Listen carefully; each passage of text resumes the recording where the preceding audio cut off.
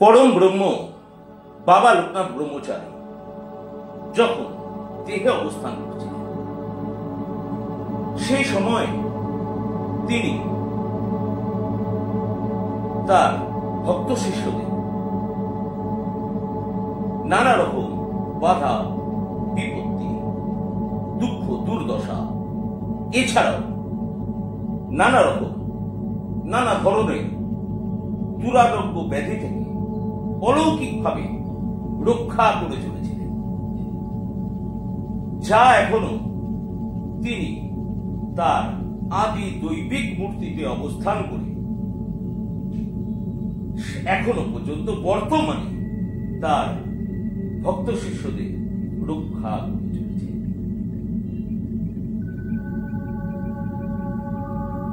যারা বাবার প্রকৃত ভক্ত শিষ্য, তারা তাদের জীবনে কোনো না কোনো সময় বাবার এই কৃপা অনুভব করেছে। দেখ মা, এই যে দুরারোগ্য ব্যাধির ক্ষেত্রে আমি বলি যে অসুখ কখনো সারে না, তাকে বলা হয় দুরারোগ্য ব্যাধি। সেই দুরারোগ্য ব্যাধি থেকে বাবা যখন দেহে অবস্থান করছিলেন, যেইভাবে তার ভক্ত শিষ্যদের অলৌকিকভাবে রক্ষা করে চলেছিলেন, এখনো কিন্তু বাবা সেই একইভাবে অলৌকিকভাবে ভক্ত শিষ্যদের রক্ষা করে চলেছেন। এই কথাগুলোতে আমি পরে আসছি। আগে তোদের বলি যে বাবা লোকনাথ ব্রহ্মচারীর আবির্ভাব এই পৃথিবীতে কেন হয়েছিল।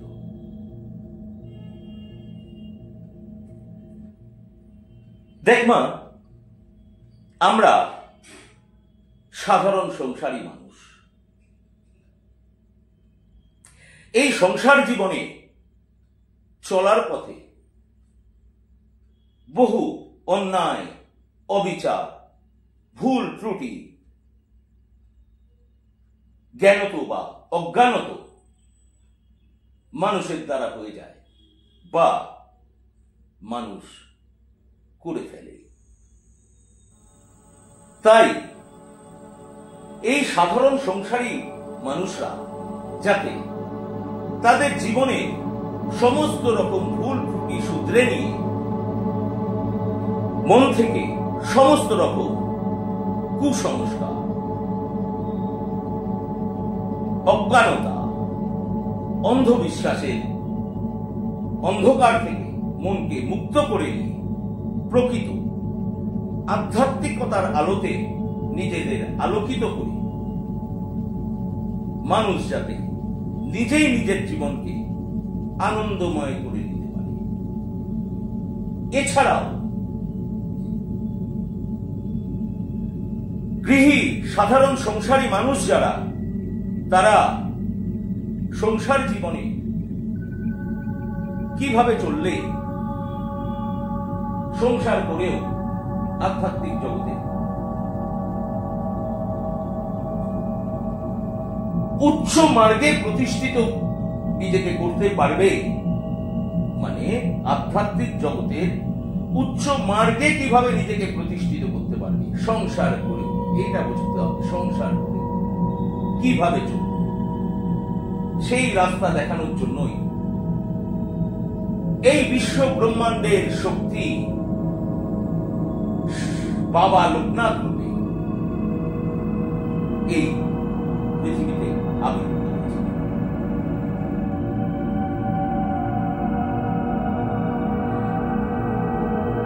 গৃহী সংসারী মানুষ তার জীবনে, তার সংসার জীবনে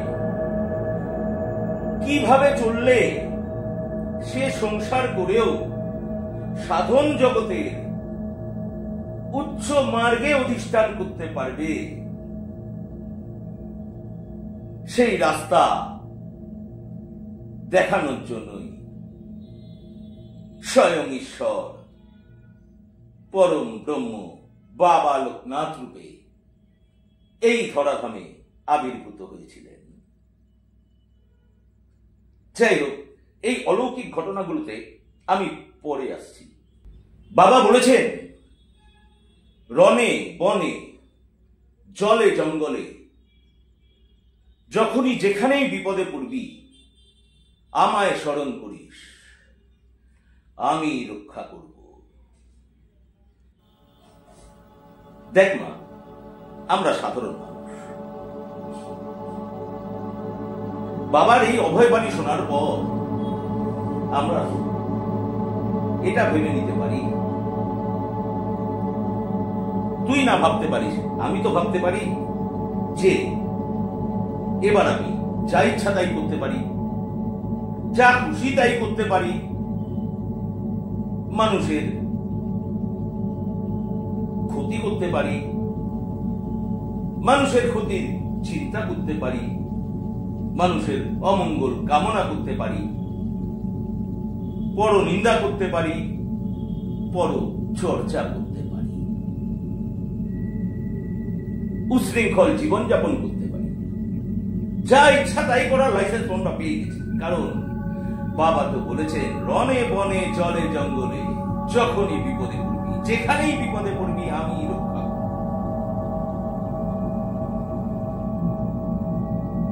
না রে মা, না, ব্যাপারটা সেরকম নয়। এই জায়গাটা তোদের বুঝতে হবে। বাবার এই অভয়বাণী শোনার আগে তোদেরকে কিন্তু এই জায়গাটা বুঝতে হবে মা, এই জায়গাটাই তোদের বুঝতে হবে। বাবা কি বলতে চেয়েছেন আগে বোঝ।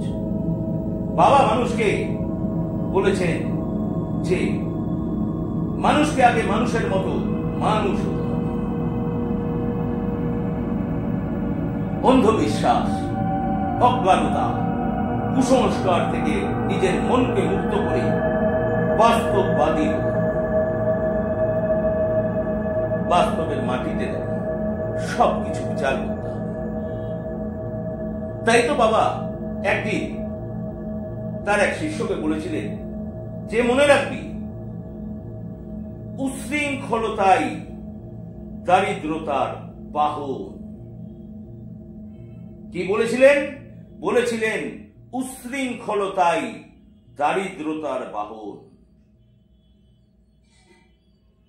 যেদিন থেকে দেখবি উশৃঙ্খলতা তোর জীবনে দিন দিন বাড়তে থাকছে, মনে রাখবি সেই দিন থেকে দারিদ্রতা তোকে তিলে তিলে গ্রাস করতে শুরু করেছে। সেই দিন থেকে দারিদ্রতা তোকে তিলে তিলে গ্রাস করতে শুরু করেছে মা, তোকে তিলে তিলে গ্রাস করতে শুরু করেছে। বাবা কি বলতে চেয়েছেন বোঝার চেষ্টা কর।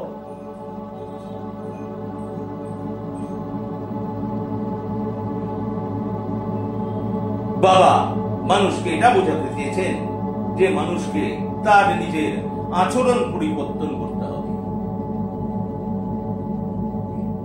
তার কর্ম ঠিক করতে হবে, কর্মকে ভালো করতে হবে, ভালো কাজ করতে হবে।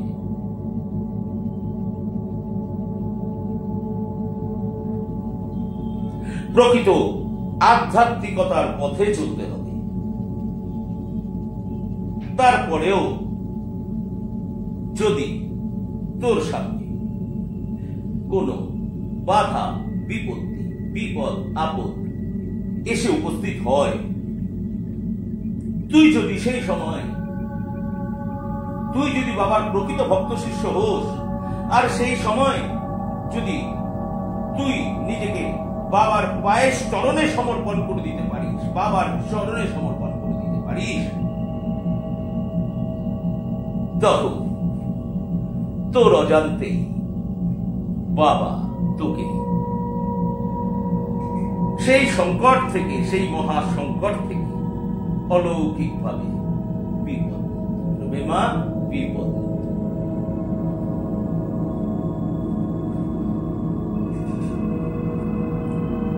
উদাহরণস্বরূপ এবার বাবার একটা অলৌকিক ঘটনার কথা বলি।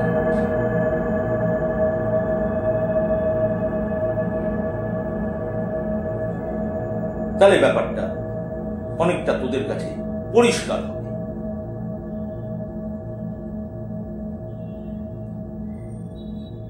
সেই সময় বাংলাদেশে ঢাকা জেলার বারুদিতে ডেঙ্গু কর্মকার বলে একজন লোক থাকত।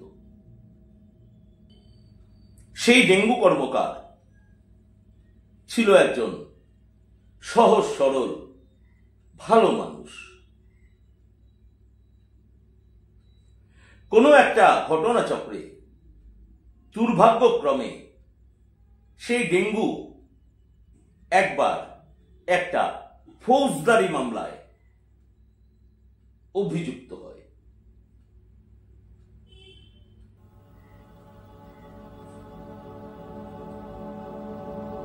সাজা ঘোষণা হলে মৃত্যুদণ্ড।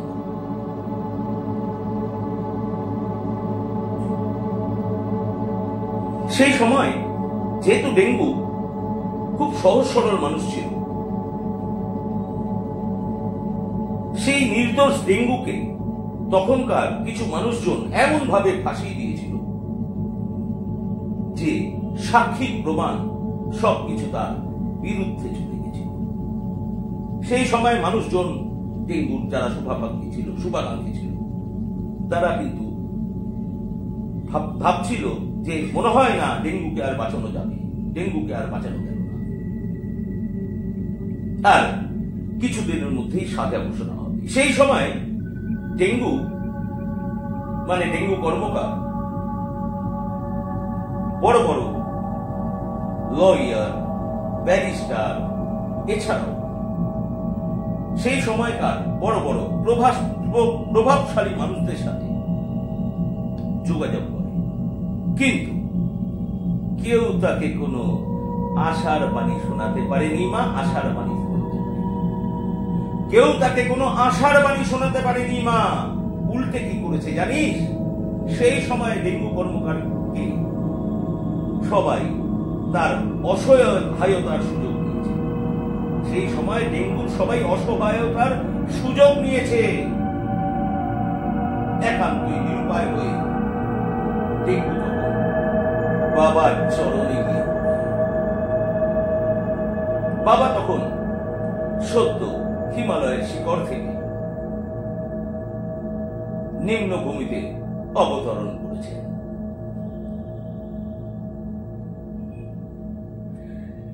ডেঙ্গু বাবার চরণে পড়ে পায়ে পড়ে কাঁদতে কাঁদতে বলে, বাবা, আমার প্রাণ সংশয় হয়ে দাঁড়িয়েছে, কেউ আমার কথা বিশ্বাস করছে না, আমি নির্দোষ বাবা, আমি নির্দোষ। সব ঘটনা বাবাকে খুলে বলে। ওরে বাবা তো অন্তর্যামী, বাবা তো সব জানেন কে দোষী কে নির্দোষ। বাবা তখন ডেঙ্গু কর্মকারকে নিশ্চিন্ত করে বলেন যে, ডেঙ্গু, তুই কোনো চিন্তা করিস না, তুই বেকসুর খালাস পাবি। আর এই রায় আমি নিজে গিয়ে লিখে আসব কোর্টে, এই রায় আমি নিজে গিয়ে লিখে আসব। বুঝার চেষ্টা কর বাবা কি বলেছেন। বাবা খালি এটা বলেননি যে তুই বেকসুর খালাস পাবি, বাবা বলেছেন যে আমি নিজে হাতে কোর্টে গিয়ে রায় লিখে আসব। তারপরে যখন মামলার রায় বেরোয়, সবাইকে অবাক করে ডেঙ্গু কর্মকার সেদিন বেকসুর খালাস পেয়ে গেল। বেকসুর খালাস পেয়ে গেল। এখানে একটা কথা মনে রাখতে হবে, একটা কথা মাথায় রাখিস মা, ডেঙ্গু কিন্তু পুরোপুরি নির্দোষ ছিল। ডেঙ্গু কিন্তু পুরোপুরি নির্দোষ ছিল। আর ডেঙ্গু নির্দোষ ছিল বলেই বাবা তাকে সেদিন তার এই মহাসংকট থেকে, মহা বিপদ থেকে রক্ষা করে চলেছিলেন, উদ্ধার করেছিলেন। সেই মহা বিপদ থেকে রক্ষা করেছিলেন সেদিন মা, যেহেতু ডেঙ্গু নির্দোষ ছিল। একটা বিষয় মনে রাখবি মা, ঈশ্বরের কৃপা লাভ করতে হলে, বাবা লোকনাথের কৃপা লাভ করতে গেলে তোকে আগে ধার্মিক, ঈশ্বরের কৃপা লাভ করতে গেলে তোকে আগে ধার্মিক।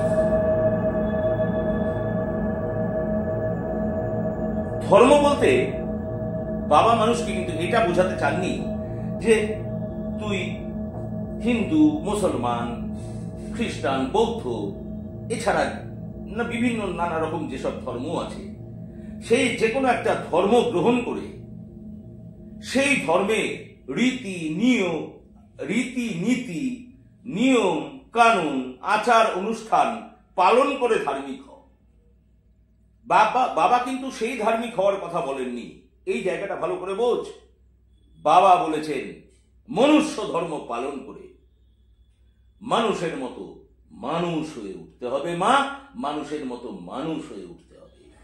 যা এই পৃথিবীতে যত ধরনের ধর্ম আছে, যত ধরনের জাতি আছে, নারী পুরুষ নির্বিশেষে প্রতিটা বয়সের মানুষের জন্য সমানভাবে প্রযোজ্য। মা, সমানভাবে প্রযোজ্য।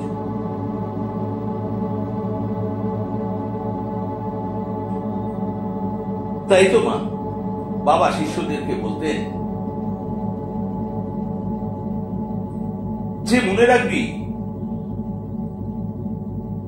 কোন রকম পুঁথিগত মুখস্থ বিদ্যার দ্বারা বা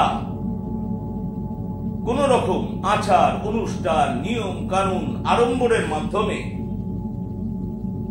আত্মাকে জানা যায় না, নিজেকে জানা যায় না।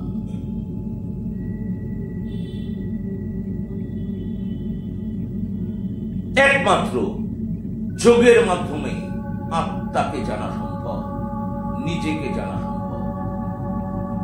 আর তুই যদি নিজেকে না জানিস, ঈশ্বরকে তুই কোত্থেকে জানবি? দেখ মা, এই মানব জন্মের একটাই লক্ষ্য, নিজেকে জানা। মানুষ যদি একবার নিজেকে জানতে পারে যে সে কে, তখন সে উপলব্ধি করতে পারবে যে ঈশ্বর কি। জানিস মা, এই ব্যাপারে গৌরাঙ্গ মহাপ্রভু শ্রী শ্রী চৈতন্য, নাম নিশ্চয়ই তোরা প্রত্যেকেই জানিস, তাকে চেনে না এমন কেউ নাই পৃথিবীতে। যাই হোক, মহাপ্রভু শ্রী শ্রী চৈতন্যদেব মানুষকে বলেছিলেন যে 1000 বছর নাম সংকীর্তন করেও জীবের মুক্তি হয় না। মানুষ যতক্ষণ না তার আচরণ পরিবর্তন করছে, তার কর্ম ভালো করছে, ততক্ষণ ঈশ্বরের কৃপা পাওয়া তার পক্ষে সম্ভব নয়। দেখ, এই আচার অনুষ্ঠান, নিয়ম কানুন, এইসব ব্যাপারে বলতে গিয়ে মহাতান্ত্রিক শ্রী শ্রী বামাখ্যাপা তার ভক্ত শিষ্যদের বলেছিলেন যে মনে রাখবি, যেদিন গঙ্গার জল আর নর্দমার জলকে তোরা এক দেখতে পারবি, সেদিন তোদের সামনে ঈশ্বরের উদয় হবে। দেখ মা, শ্রী শ্রী বামাখ্যাপা তার ভক্ত শিষ্যদের এটাই বোঝাতে চেয়েছিলেন যে যতক্ষণ না মানুষের মনের ভেতর থেকে অন্ধবিশ্বাস, অজ্ঞানতা, কুসংস্কার, ভেদাভেদ জ্ঞান দূর না হচ্ছে, ভেদাভেদ জ্ঞান এটা বোঝ, ততক্ষণ তার পক্ষে ঈশ্বরের কৃপা লাভ করা সম্ভব। এই জীবের মুক্তির ব্যাপারে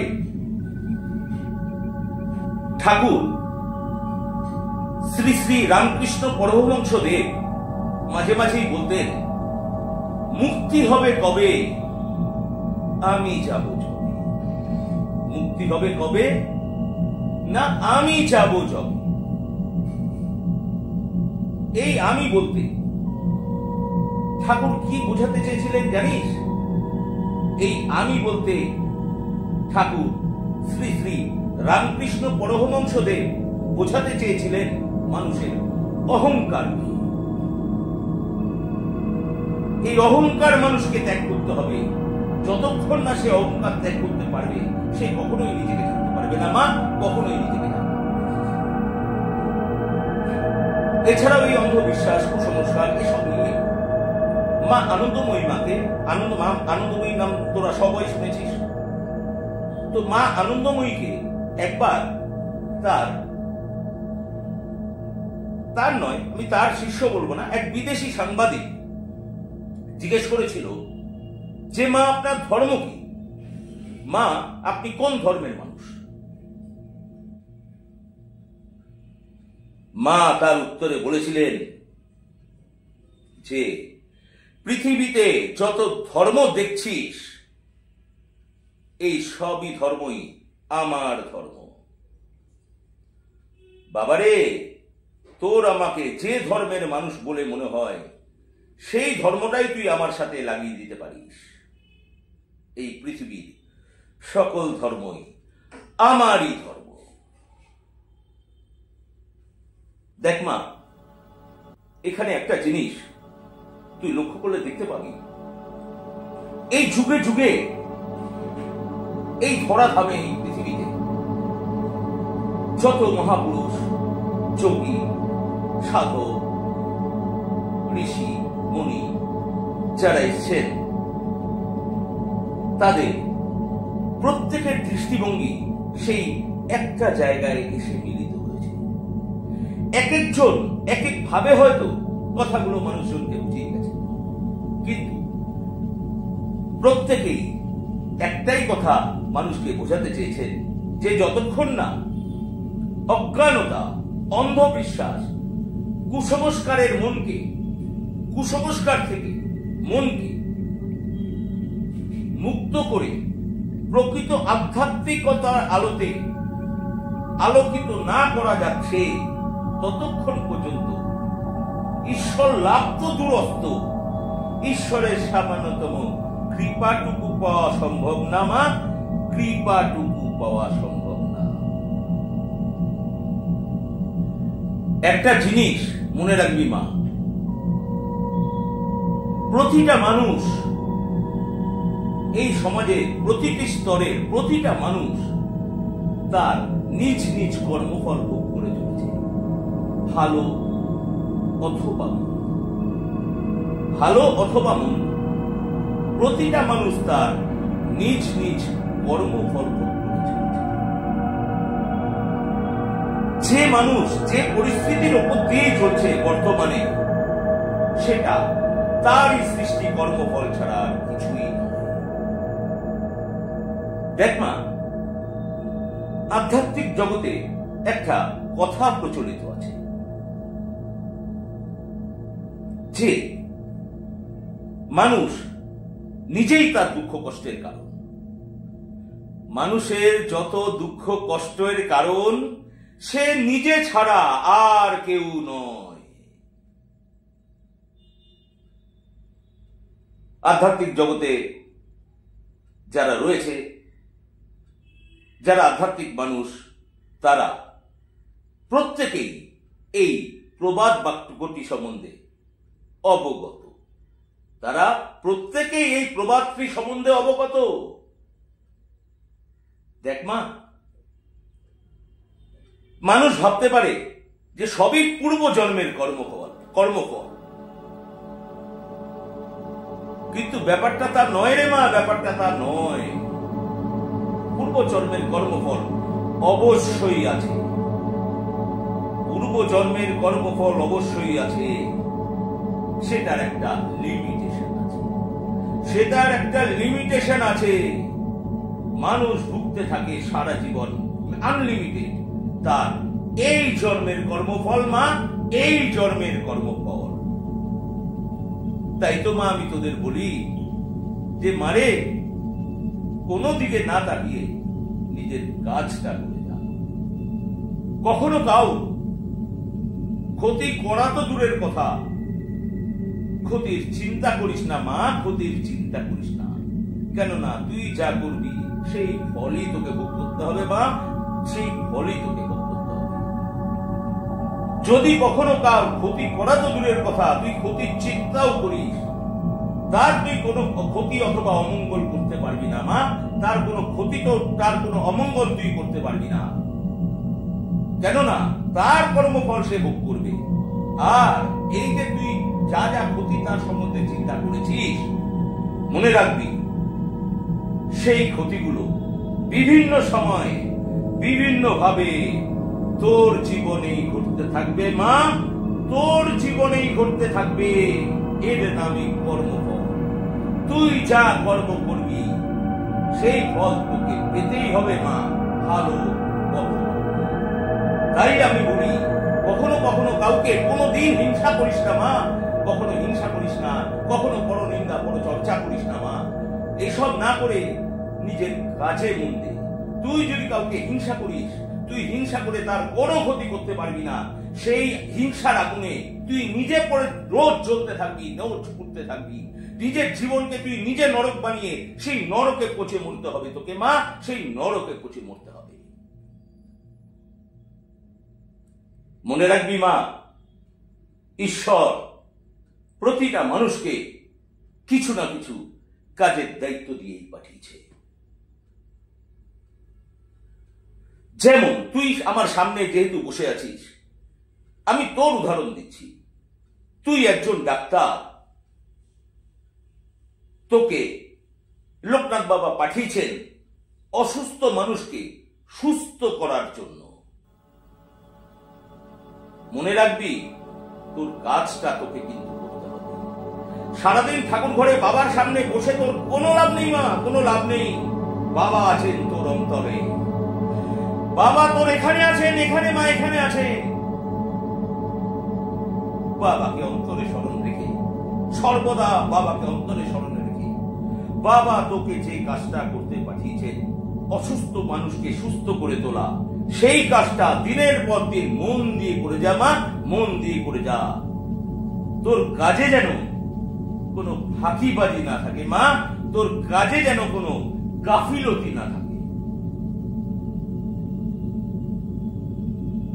আর এইভাবে যদি তুই দিনের পর দিন মানুষের ভালোর জন্য নিঃস্বার্থভাবে কাজ করতে থাকিস, নিজের স্বার্থ না দেখে মানুষের ভালোর জন্য, মানুষের উপকারের জন্য কাজ করতে থাকিস, দিনের পর দিন মানুষকে সুস্থ করতে থাকিস, এবং সেই সাফল্যের পুরো কৃতিত্ব তুই যদি বাবার পায়ে অর্পণ করে দিতে পারিস, আর তোর মন থেকে, অন্তর থেকে যদি এই ডাক আসতে থাকে তোর অজান্তে যে বাবাই তোকে দিয়ে বাবার কাজ করিয়ে দিচ্ছে, তুই কিছু না, তুই নিমিত্ত মাত্র। জোর করে ভাবলে হবে না মা, এটা জোর করে ভাবার বিষয় নয়, তোর অন্তর থেকে আসতে হবে, অন্তর থেকে, অন্তর থেকে আসতে হবে যে বাবাই আমাকে দিয়ে করিয়ে চলেছে। তখন তোর অজান্তেই তোর ইচ্ছেটা বাবার ইচ্ছেতে পরিণত হয়ে যাবে মা, বাবার ইচ্ছেতে পরিণত হয়ে যাবে। বাবার ঐশ্বরিক শক্তি তোর মধ্য দিয়ে প্রবাহিত হতে থাকবে। বাবার ঐশ্বরিক শক্তি তখন তোর মধ্য দিয়ে প্রবাহিত হতে থাকবে মানুষের ভালোর জন্য, জগতের মঙ্গলের জন্য মা, জগতের মঙ্গলের জন্য। হতে পারিস তুই ডাক্তার, কিন্তু মন দিয়ে নিজের কাজটা করে যা। তাই আমি বলি যে কাউর ক্ষতি কখনো চাস না, কাউর অমঙ্গল কখনো চিন্তা করিস না, কখনো পর নিন্দা পর চর্চা কখনো করিস না মা, কখনো কাউকে হিংসা করিস না। এইগুলো করলে তুই নিজেই নিজের জীবনকে নরকে পরিণত করে নিবি মা, নরকে পরিণত করবি। আর সেই নরকে পচে গলে তোকে গড়তে হবে, সারাটা জীবন সেই নরকে তোকে কষ্ট করতে হবে। আনন্দময় জীবন তোদের আর কোনোদিন পাওয়া হয়ে উঠবে না মা, আনন্দময় জীবন আর কোনোদিন পাওয়া হয়ে উঠবে না। তাই মা বলি, মন দিয়ে নিজের কাজটা করে যা, কোনোদিকে না থাকে। আর এখন আমি যেভাবে বাবাকে স্মরণ করছি মনে মনে, তুইও আমার সাথে বাবাকে স্মরণ। মারে, এটা মা ভাবিস না যে বাবাকে স্মরণ করলি তুই অনেক বড় ডাক্তার হয়ে যাবি। আমি তোকে বলছি, যে কথাগুলো বললাম সেই কথাগুলো শুনলে বাবা তোকে অনেক বড় ডাক্তার করে দেবে মা, বাবা তোকে অনেক বড় ডাক্তার করে দেবে। তুই হওয়ার কিছু নয়, বাবা যদি না করে তুই হওয়ার কেউ নয়। তাই মা বলি, বাবাকে সর্বদা অন্তরে স্মরণ করে তুই নিজের কাজটা করে যা। বাবা তোকে যে কাজটা করতে পাঠিয়েছে, ফাঁকিবাজি না দিয়ে, মন দিয়ে, পরনিন্দা পরচর্চা না করে নিজের কাজে মন দে মা। মানুষের ভালোর জন্য নিজেকে উজাড় করে দে, মানুষের ভালোর জন্য নিজেকে উজাড় করে দে মা। আর এখন আমি বাবাকে যেভাবে স্মরণ করছি, আমার সাথে মনে মনে তুইও বাবাকে স্মরণ কর। তোর ভালো হবে মা, তোর ভালো। গুরু ব্রহ্মা গুরু বিষ্ণু গুরুদেব মহেশ্বর গুরু সাক্ষাৎ পরম ব্রহ্ম তস্मै শ্রী গুরবে নমঃ।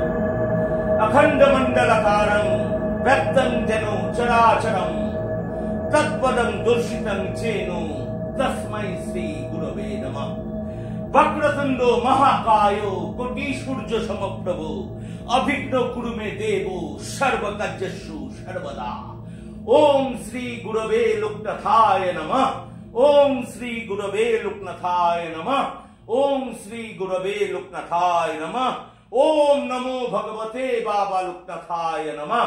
ओम नमो भगवते बाबा लोकनाथाय नमः। ओम नमो भगवते बाबा लोकनाथाय नमः। ओम गुरु लोकनाथ, ओम शिव लोकनाथ, ओम ब्रह्म लोकनाथ, ओम मां लोकनाथ, ओम बाबा लोकनाथ। जय बाबा लोकनाथ। हे महान परमात्मा परम ब्रह्म बाबा लोकनाथ, लहो मोर प्रणाम। नमस्तस्यै नमस्तस्यै नमस्तस्यै नमो नमः।